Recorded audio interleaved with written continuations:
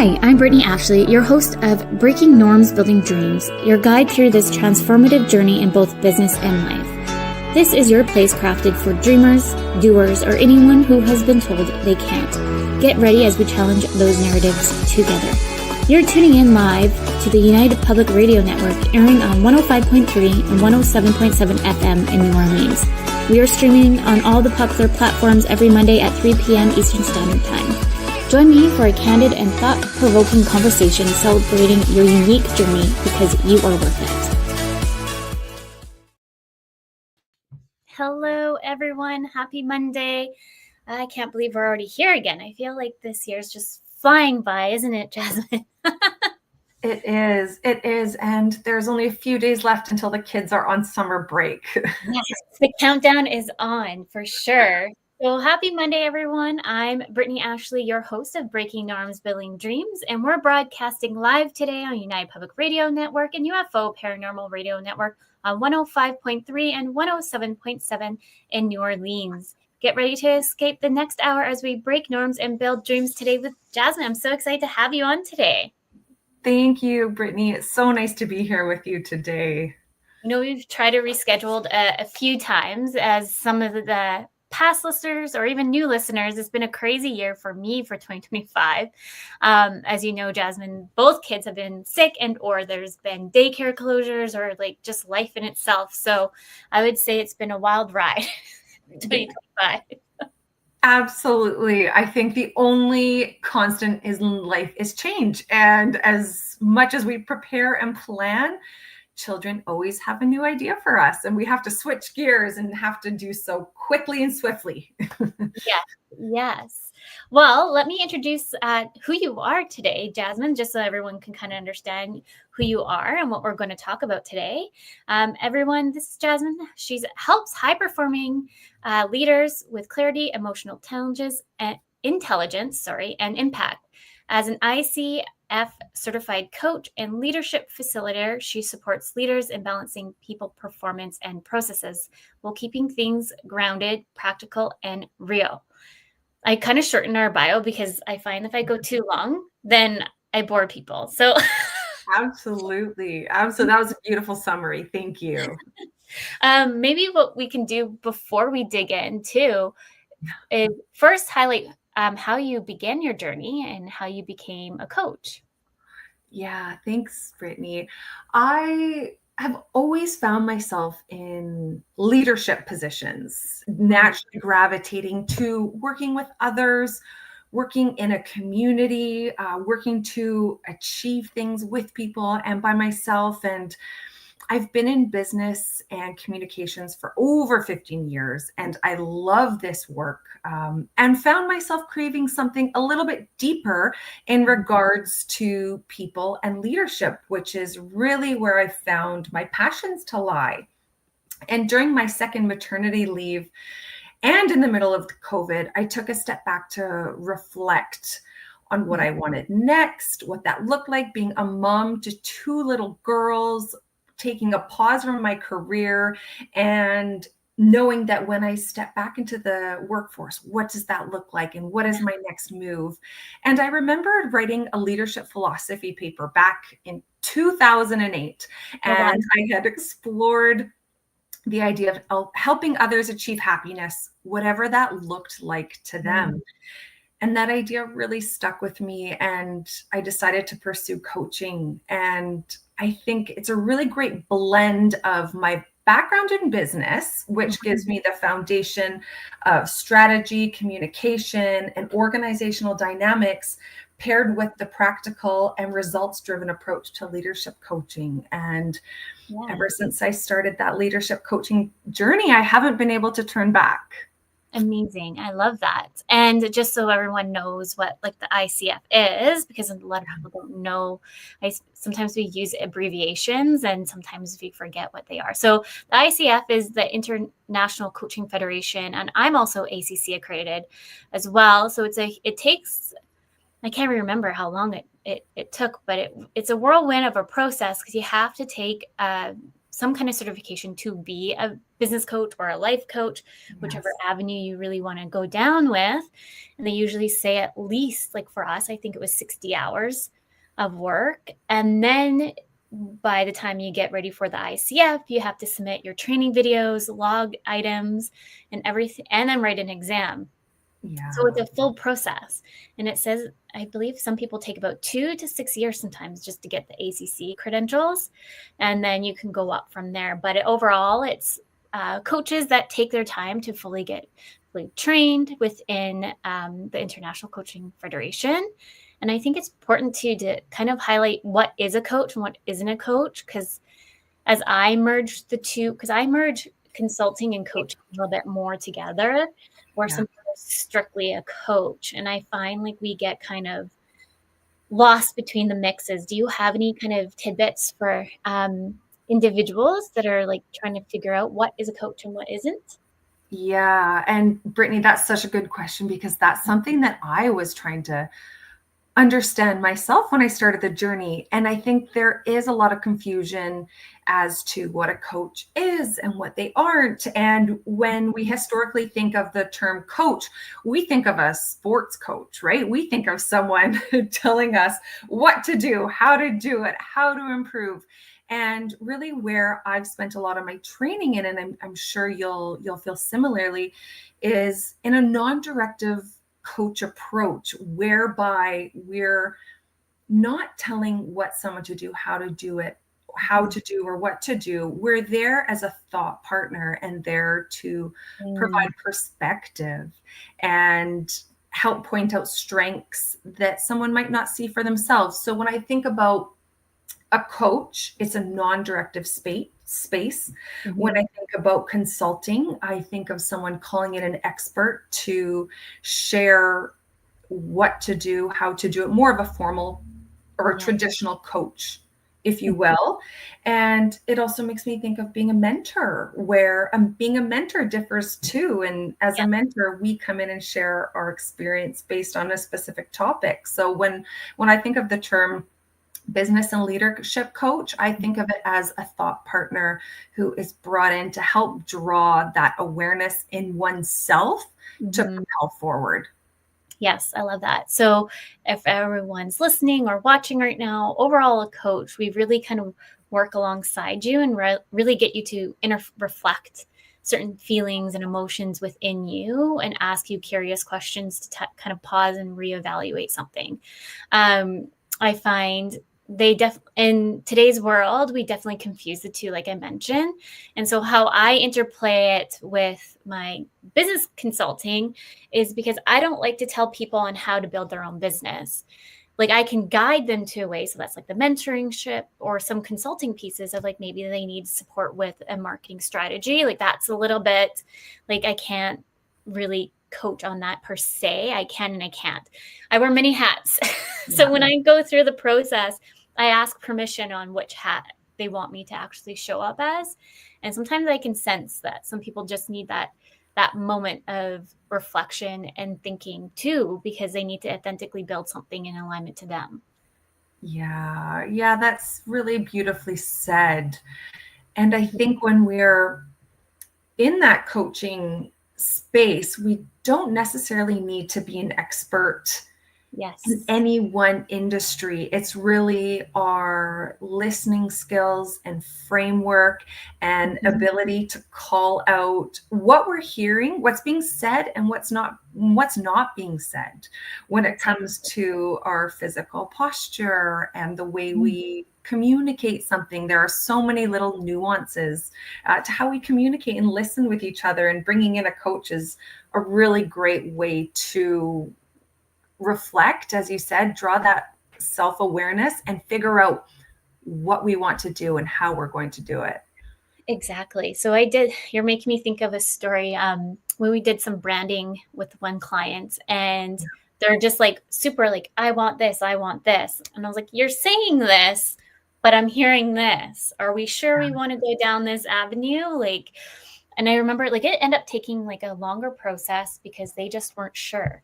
And I even said to them, like, I don't want to go down the avenue of building a logo, branding pieces, documentations for you when it's not feeling in alignment. So those curious questions can help us kind of like really pull and like really reflect as well. So that's why I love the coaching hat, because it's not just like a I'm going to tell you how it goes. And I've worked with Yeah. coaches in the past where I like to say brainwashed, more or less. Like I felt like I didn't have a say in the direction of my business, didn't have a say of just direction at all. And so I kind of got engulfed in this kind of flow.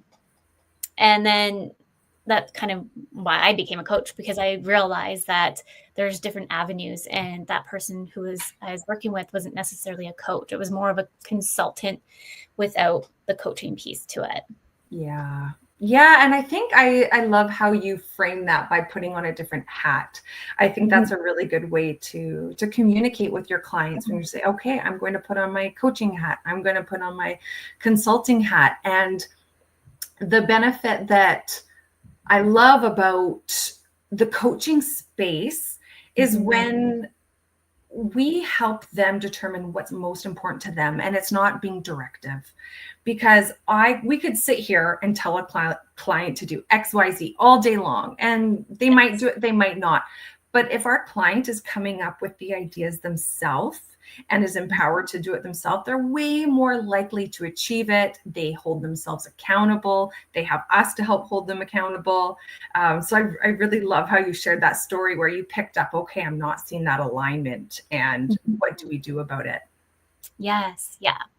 I thought we should talk a little bit about culture by design, because I was reading your notes and I just loved kind of what you're saying there. So do you think we can create culture by design and not by default?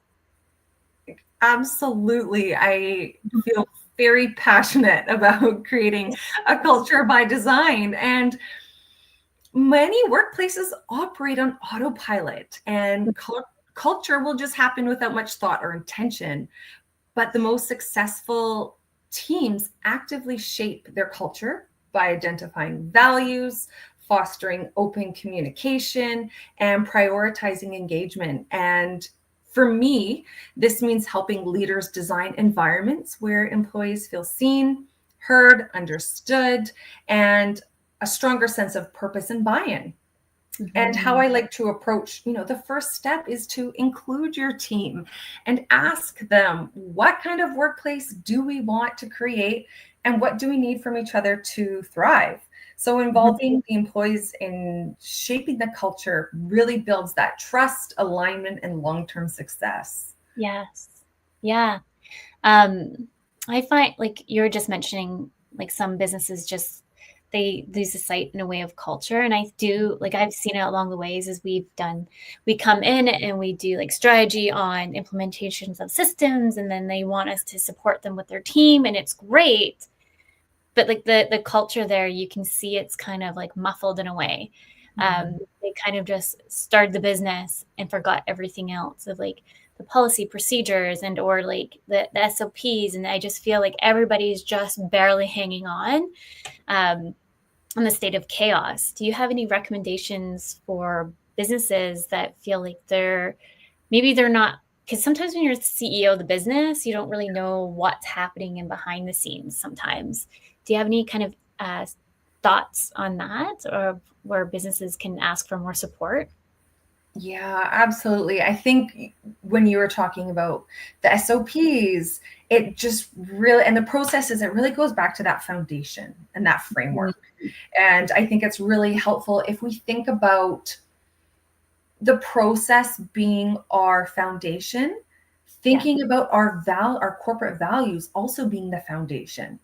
Yes. And when we think about the importance of the values, they need to be forefront and communicated and have buy-in from your team, so that that holds everyone to that standard. And so, as you said, as a CEO, you're right, they're not often in the weeds. And so how do they understand what everyone is doing? And I think it comes down to the communication and getting involved, not being afraid to pull their sleeves up and lead by example, and really focus on, hey, how are you doing? What support do you need? What are you working on? What can I help with?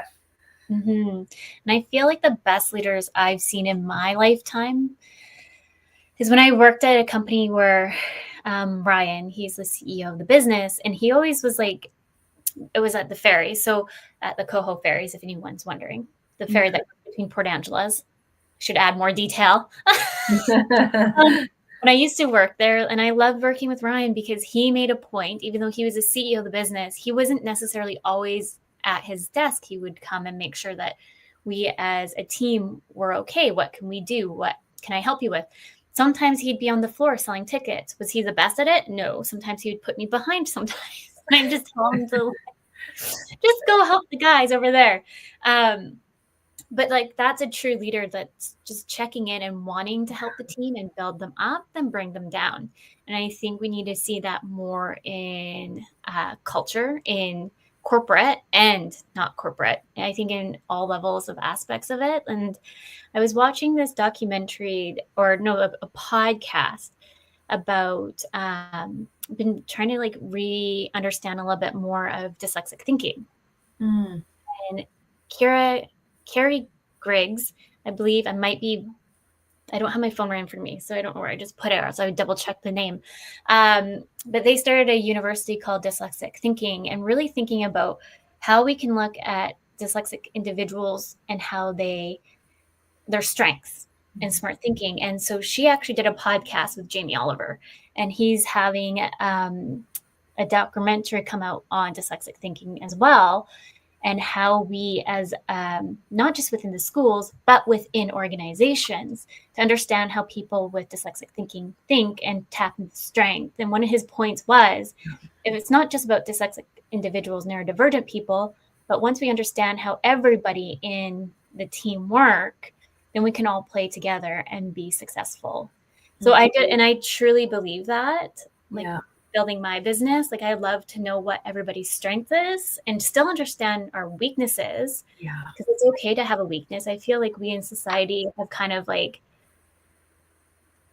don't talk about your weakness because like you'll get kind of shunned or shamed or whichever. And we shouldn't be shunning or shaming. We should announce it and be proud of it, because maybe that weakness can turn into opportunity that could be a strength, or it's just our weakness, and that's fine. But if we come together as a team to coincide, we can definitely build such a great collective together moving forward.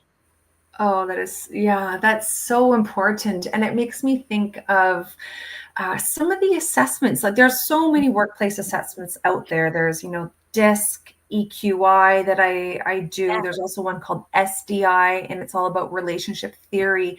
But it goes back to that common language that the organization can understand and learn about, where we'll learn about each other's strengths. We'll put language behind it. We'll put some more understanding.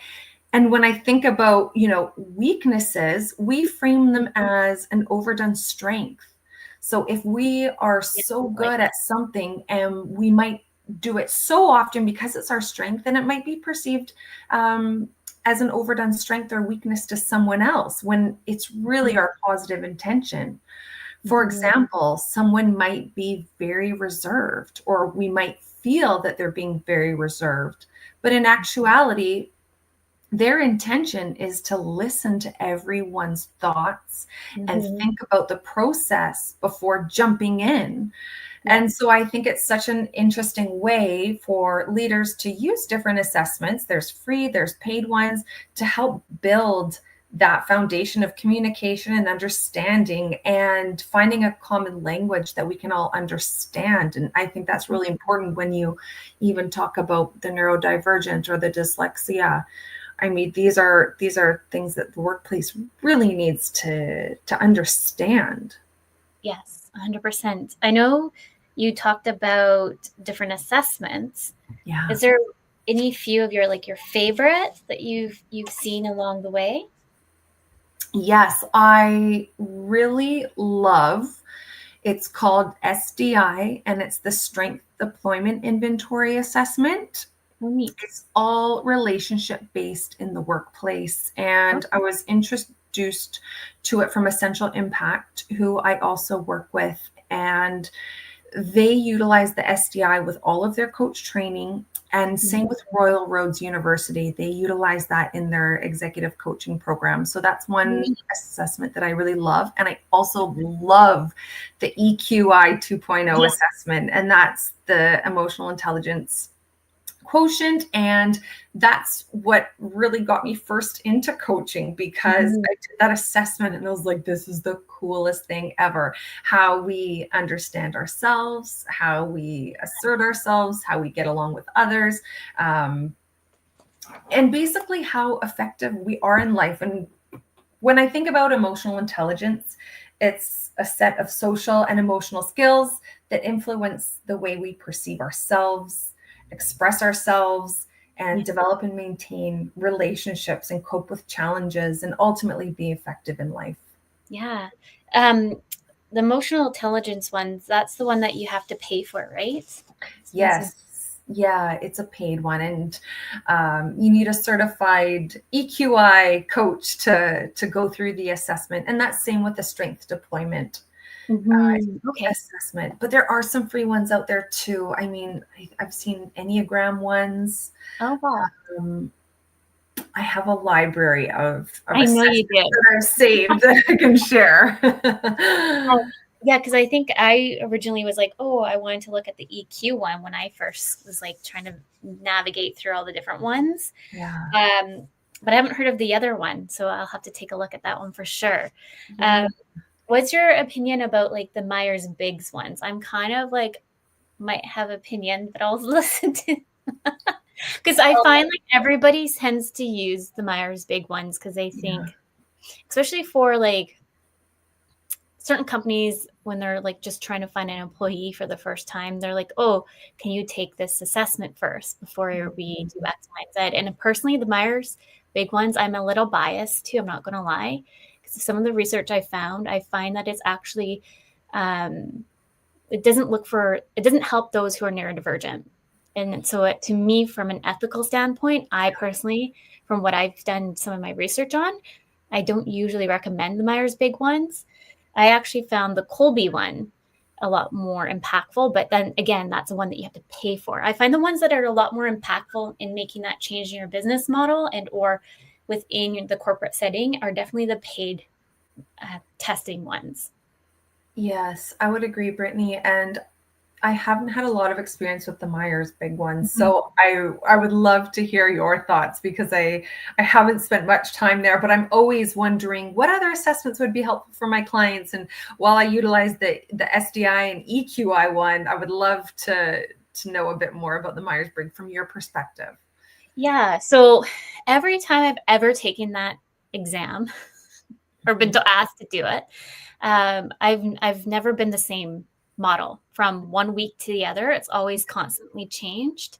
And so I started doing some more research. So when I went over to Vancouver to do like a speaking event on like how to outsource, I like did even more research on Myers-Briggs. And I was like, okay, I feel after some of this research, I've made my opinion that I just feel that it's not ethically sound because it's not looking at all individual perspectives. And I think it's actually quite hard for those who are neurodivergent to do those tests because it changes significantly. The other ones will actually dig into the root of who you are and your strengths a lot better than the Myers-Briggs ones per se.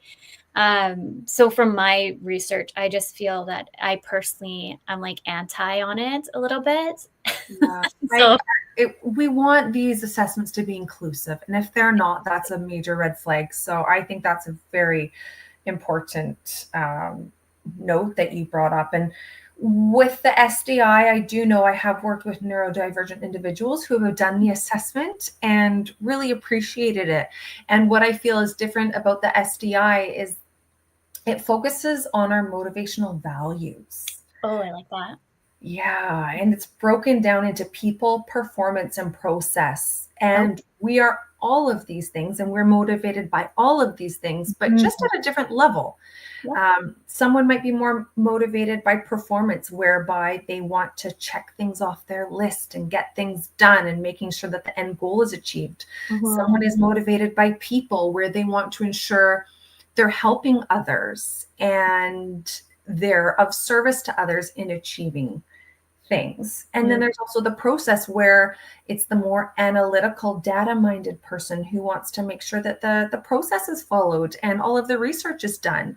And so it's a beautiful blend of looking at what motivates us and also helps us work with our team to know that, say I'm in a meeting with our CEO who's very performance driven.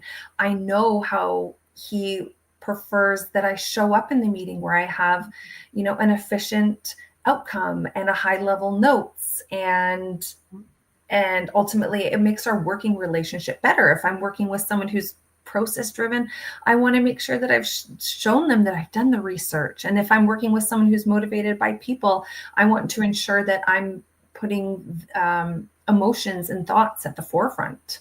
Yes. Yeah, absolutely. We're almost at halfway in time. Wow. So before I go to the next question, I'll just go into the midway. Thank you for everyone tuning in. You're listening to Breaking Norms, Building Dreams, and we're live on United Public Radio Network and UFO Paranormal Radio Network 105.3 and 107.7 in New Orleans. One of my questions were going to be was about kind of the emotional intelligence. Is there any kind of maybe any misconceptions that you maybe heard along the way that somebody that's kind of you've learned that it's not true? Yeah, I think when most people think about emotions in the workplace, it's a no. Don't bring the drama. Don't bring your too many thoughts or feelings. But how I see it is that these emotions give us signals into what's important to us. And the more we know our emotions, the more we know how to be effective, the more we know if we might be triggered by something. And I think it gives us data in how we effectively work with others and understand ourselves. Yes. Would you say, when should corporate leaders, I'm not sure if anyone can hear that. I don't know what is happening downstairs. My door keeps opening. So I'm sorry if you guys hear that. I can't hear it, Brittany. Are we having an earthquake? Yeah. Right now. What I was going to ask was, with corporate leaders, is there like a time that they should feel to have the EQ tests done? Is it kind of like the beginning, or like do we do it quarterly? Like, what is the kind of overall recommendation for anyone listening in the corporate headspace? Yeah, I think I don't think there's any bad time to start. For example, if we want to jump into EQ and even the EQ assessment, why not do it today and learn and grow from it? And when we think about EQ, it's something that can be learned. It's different from IQ, where we're born with it and it's a fixed number. With the EQ, we can develop it. So as a leader, if we implement this assessment now, we get a good gauge of where everyone is at with their emotional intelligence, and we can do workshops, we can do coaching, we can have different events that help grow it. And as team members are at it, like I'll do with our SDI, we offer the assessment to them so they can say, hey, you know what? Welcome to the team. This is an assessment that we like to work with. We'd love to include you. See what motivates you, and then we can all work together and learn a bit more. And I mean, EQ and leadership, to me, they are hand in hand, because leadership is all about people, all about helping people thrive in environments. And the EQ really helps us understand that self-awareness, the empathy, and communication skills to work effectively. So it's never too late and it's never too early. Yeah. I love that. Well, thank you for sharing. Do you believe, because this is always like a question that we always had in university anyways, when we did leadership class, do you think leaders are born and or more developed? I absolutely think both. When I think about my daughters, I see such a natural leadership traits in them. And then I also know how much they can grow, because when I think about a leader who starts off younger in their career, they might have all of the technical skills, and yet when it comes to people, it's harder for them. And so they're the ones who really can utilize the developing the leadership skills. So I think you're born from it with it, and I think you can learn it. Mm-hmm. What do you feel? I was just going to say, I agree. Yeah. I feel like I naturally was just kind of born a leader. Like my mom always got told by the teachers of like, Brittany's just a natural leader, like just follow suit. And I've just kind of seen it.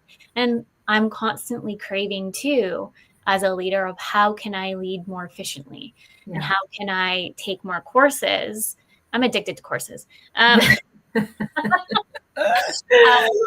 everything else to the plate, because I want to make sure my team too is feeling like they're supportive, or like I just love to learn more. So, and I think that is just part of a natural leader as well, that they just really want to make sure the people are first.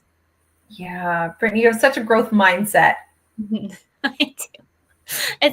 I'm like, is it because I was just talking to my coach consultant. They don't like to be called a coach. That's why I said coach consultant. But they coach me so many in certain things that they don't even know. But I was just saying to them, I was like, okay, so I was thinking about another course I'm going to take. And they're like, Brittany, we need to focus on X. I'm like, I now haven't had a course since January. I'm losing sight. Oh my gosh. Yeah, well, I think that's great. I mean, the more we learn, the more we can bring back to our teams, and the more we understand ourselves. And one thing that feel so strongly passionate about is the ability to take care of ourselves and know ourselves first. If we think about being on an airplane and in an emergency, what's the first thing they say? When that air mask falls down, they direct you to put it on yourself first before helping others. And I think that's such a great philosophy that us leaders can apply as well. Take time to understand our own strengths and our own selves before taking that to the team. So the fact that you have your growth mindset, you're taking these courses, I mean, let's arm ourselves to be the best that we can be, with the intention to help others be the best they can be. Yes. And that's, I think too, like once you figure out too, like what your strengths are and weaknesses, and that's how you can help and ask for help from the team. And I feel like sometimes we're scared to ask for help just because sometimes, depending on how you're brought up, and or just in society, like I feel like sometimes you might look like you're weak if you ask for help. As moms, I feel like we are kind of perceived that we should be like the superhero that can do all the things, be at home / work / all the things. And I feel like sometimes we feel like an imposter when we end up asking for help, because in society we were perceived that we should be doing all these things ourselves. But going back to the old saying, it takes a community to build a village. Yeah. Is that right? Village takes a community, whichever. Or it takes a village. Yes. Raising kids, it takes a village. Absolutely. A village, a community, a world, the universe, all the things.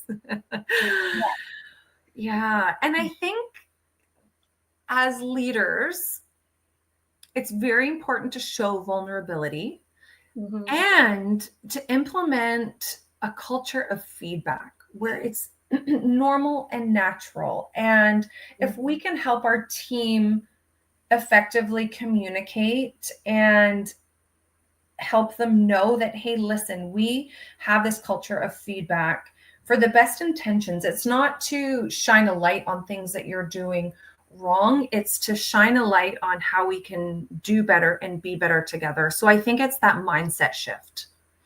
Yes. Yeah. 100%. I was just thinking, I actually was watching TikTok, and it was like an HR company pretty much letting somebody else go, and they only had 90 days. Actually, Carson's coming on the show. I saw her TikTok and I liked it, and I was like, come on the show so we can talk about it.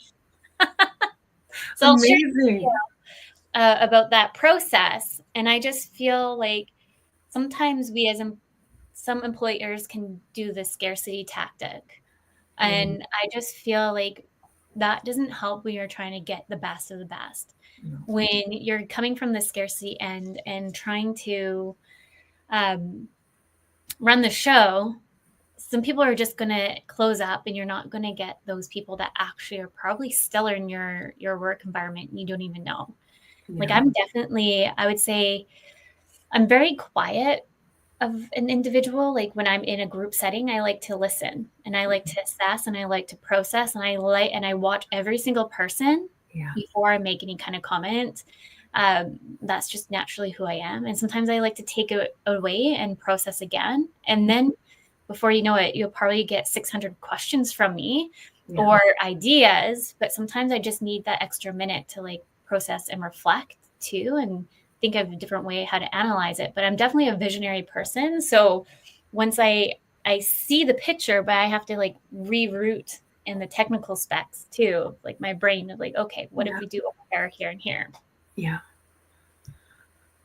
Yeah. I was gonna, what's your take on like remote? Because during COVID, everybody went remote.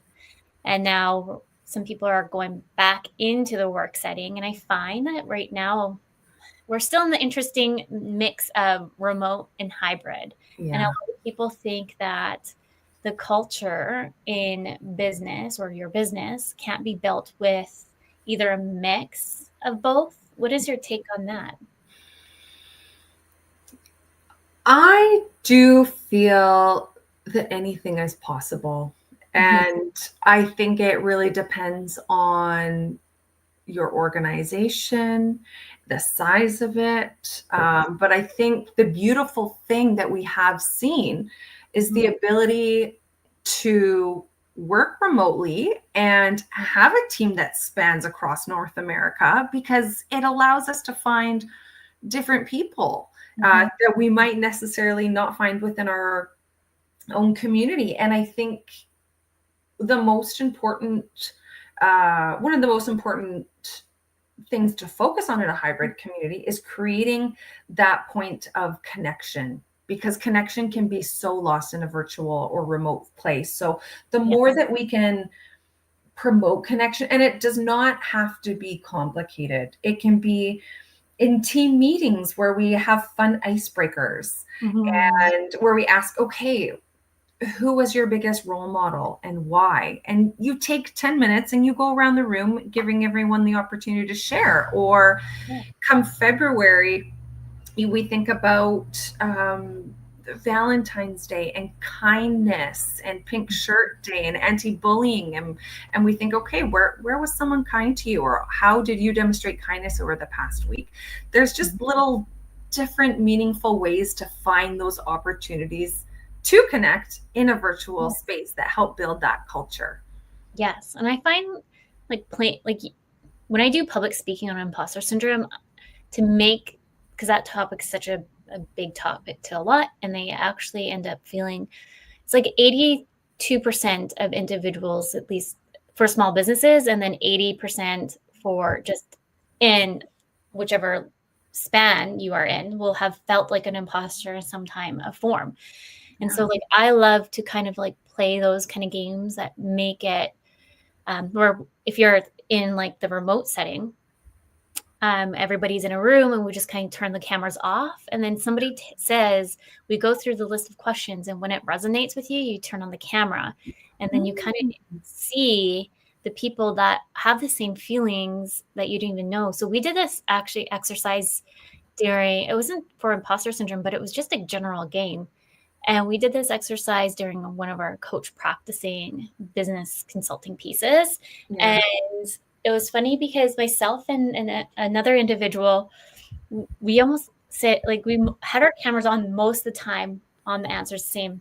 And we were both surprised that both they had, and me and I, whichever, had very similar kind of like upbringings and all the things, which Yeah. we would have never even expected. And that's why I always say, like, be kind to individuals, because you never know what's happening behind the scenes and or further. Yeah. Yeah. That's beautiful. And it makes me think about, in the coaching world, we talk a lot about this, but the iceberg, where on the top of the surface, there are, the words we say, how we say it, the actions and the behaviors, but underneath those are our motives, our beliefs, our history, our experiences, and understanding that, hey, what we see on the surface, where someone might be lashing out and they're angry or they're upset, it might be because they have a fear or they're insecure or they're triggered by something. And so not judging, I think, is so important, and staying curious. And really, I think, that activity that you're sharing, it comes down to that place of creating that psychological trust and safety, which is really the foundation of all of this. Yes, 100%. I feel like and it doesn't have to be the kind of game that I said, there could be so many different games that you can leverage. And if you're stuck listening and you're wanting to interact a little bit more with your team culture dynamic, just ask chatbot. Yeah. That's quite crazy on how much you can leverage that bot. But sometimes it can give you some ideas that you never even thought of and kind of integrate it. Oh So my for gosh. us, like I try to do, because my team specialize in so many different areas. So I'm trying to do like at least quarterly meetings for us. And if anything, or at least we're also busy. So at least 3 times a year where we all come in with one set of training, and whoever wants to do that set training can come in and do it. So we keep talking about this one, but the team keeps asking imposter syndrome. So we just have to set a date, but on like breaking down imposter syndrome and how to switch our mindsets, and then like meta Facebook. But when you give a rollover to another team member to come in to teach versus the CEO or the leader, kind of helps see like that whole playing field of everyone being like, okay, we're all learning together. Yeah, absolutely. It sounds to me like a bit of a lunch and learn, where everyone can pick something that's of interest to them and come in and share. And, it can be tiresome for the CEO to have to lead all the things and create all these agendas. And so if the team can participate in it, I think that's a beautiful way to create that inclusion and buy-in from everyone and participation. Yeah. Yes. How do you think leaders can turn employees' feedback into cultural change? Sorry, how do you think leaders can turn Kind of feedback? like kind of like we're just talking about. I kind of give like the team like permission to come, not permission. I don't like to use that word.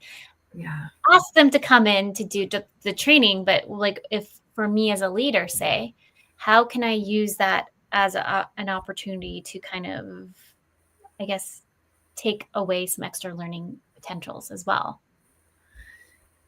I mean, I think it goes back to that inclusiveness that we Yeah. were chatting about earlier. And we can really learn a lot from each other if we ask. I think Yes. it comes down to simply, you're right, asking. And it's so important to do.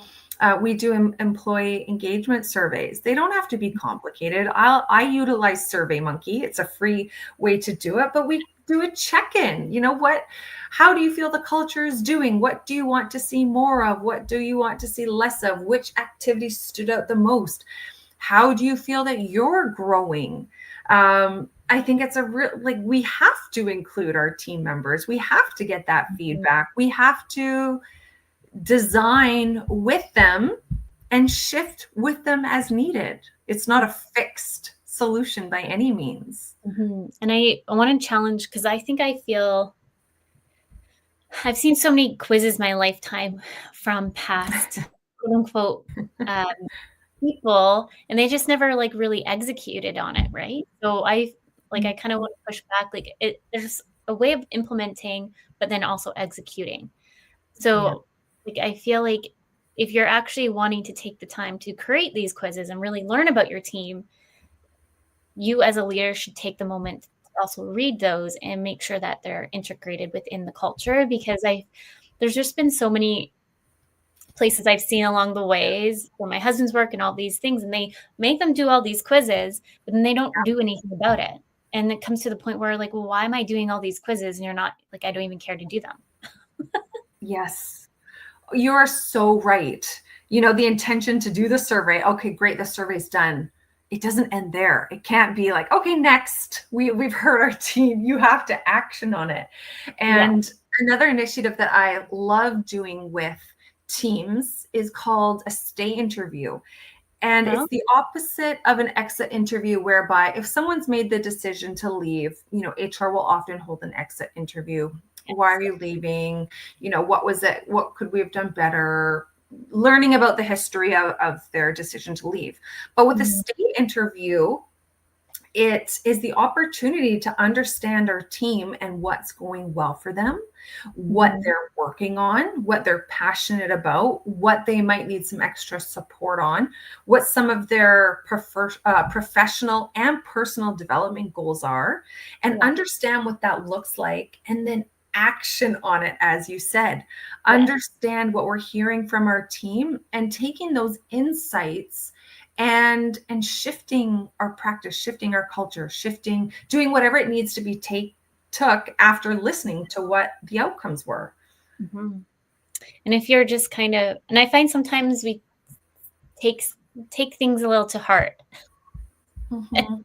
I think when you read something that you might not be fully like, oh my goodness, you just sometimes jump into that headspace. Like I want individuals to like take a moment, take a pause, reflect on why those emotions are coming up, and then go and talk to the individual, because there's a lot more.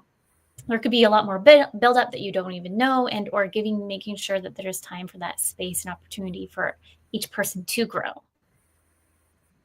Yeah, absolutely. I know. Emotional regulation, it's always easier said than done.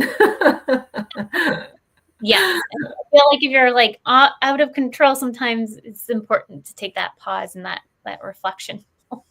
Yeah, absolutely. Absolutely. And just knowing, okay, I'm getting agitated right now. What is it that was raised that's causing that agitation? Take a minute, take a pause, hold that silence, go outside, stretch your legs. Yeah. And I think we need to also acknowledge that it's okay to ask for that minute. I feel that we're in this state of always chaos, a state of always fast moving, a state of like, I want the answer yesterday. Yeah. And I get it. I'm impatient. My ADHD is like wants it 100 years ago. Yeah. But, I think it's also about the point of how can we just make more of a calm setting too, for everyone to have that thought process, and just being aware and just saying, I got your assessment or whichever. I just need a few minutes to review and understand it a bit more, but I definitely will come and talk to you after. So it's just having that open communication and being transparent about it.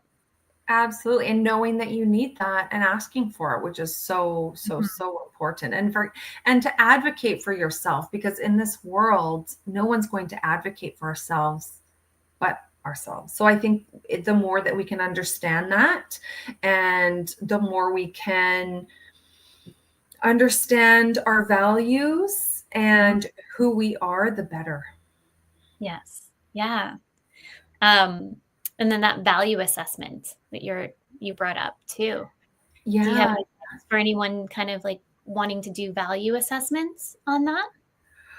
Yeah. I mean, when I think about, I spend a lot of time working with my clients on understanding their own values. And it's often something that I tackle right away with leaders, is to understand their clarity on their own values. And I think actually, by looking online, Brene Brown has an amazing list of over 100 values. So even if you just Google list of values and having your clients or your team go through and pick out the values that stand out to them and do a little bit of a brainstorm on that, I think it's a really good place to start.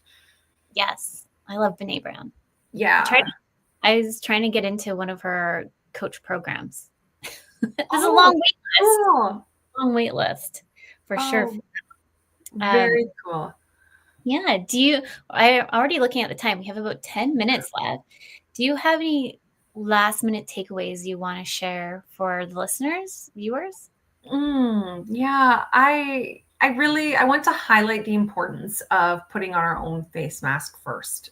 Referencing Mm-hmm. back to that airplane, I think it's so important that we take care of ourselves, our mind, and by being mindful about our energy levels, about how we can show up to be the best versions of ourselves. And I think we really have to lead by example. And so as a leader, the best thing you can do is to know yourself, create that culture of safety, and create that culture of connection, and not be afraid with feedback, and really set the intention to be inclusive, to listen, and to be authentic. Yes. I love that. I know. And the one thing, like I just kind of want to draw on the inclusivity one a little bit more. I Yeah. find sometimes we think we're inclusive and sometimes we're not, or we don't, or we could have asked more questions. And I think it's just being transparent and honest with the individuals, like pronouns, for example. Mm. If they go by they, them, and you maybe say she, like it's okay if you made a mistake, because I think organically we're just kind of always, our brains just kind of always going. And if you acknowledge and just say, I'm so sorry, I didn't mean to, like having that moment to just take a pause and reflect on it and apologize is big too. So being inclusive, I feel like we're always constantly learning on how to be inclusive. And the more we take those moments, I think it will be big shifts in organizations as well. Oh my gosh, you're so right. I love that. And it makes me think about being curious. Mm-hmm. You have to lead with curiosity. Yes, 100%. I can't agree more. Yeah. Yeah. I was just looking at some of our, because we still have a few more minutes, but is there any maybe what should be one question a leader should be asking their team, but maybe isn't? We might have time for that question. So is there Yeah. any questions maybe a leader might be that they should be asking a team that they might not be? Yeah. A question. It's a hard one. I love that question though. I think it's so great. I think going back to what I was just chatting about being Mm. curious, I think it's important as a leader to ask our team how our team can be curious in their day to day Mhm. when it comes to the workplace, because we so quickly jump to conclusions, we jump into answer. And if we lead with curiosity and ask more questions and listen deeply and involve our team, the more ownership and trust we can build.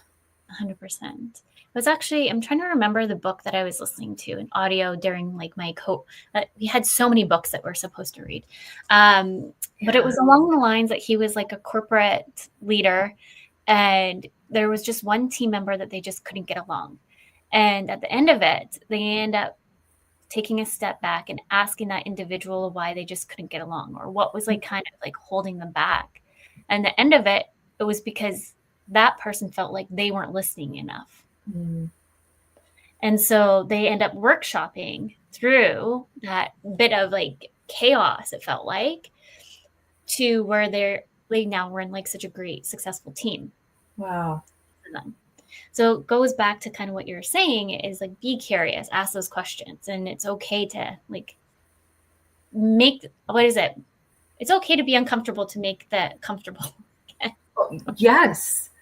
Yes, absolutely. And what I also work for an organization called Essential Impact, when we teach leadership coaching skills to leaders. And they have this really great hashtag that says, um, sorry, safe, not always comfortable.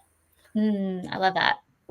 So I Yeah. think that captures what you were saying there. Absolutely safe, but not always comfortable. Yes, absolutely. I love that. Well, thank you so much, Jasmine, for coming on today. It was so lovely to have you. I know it's been some reruns and switches on my end. So Thanks for bearing with me. Yeah, never apologize. I completely understand, and I'm so honored to be speaking with you today and hearing, your perspective and your impact in the coaching world. And I love being on this journey with you. Aw, well, same here. I've been watching your journey as well, and it's been such a great seeing you grow as well, and learning from you about the different programs that you're taking, because I'm just like, what else should I take? We could chat all day about that. I actually have a few more that have come to mind now that we've ran out of time. Yeah, you'll have to email me for sure on those so I can take a bigger deep dive onto those. But thank you for everyone for listening to Breaking Norms, Building Dreams. A big thank you to United Public Radio Network, UFO Paranormal Radio Network. And again, thank you again, Jasmine, for coming on, and to all our listeners. With that, everyone, remember your journey is unique and your worth is unquestionable. Thank you. Thanks, Brittany.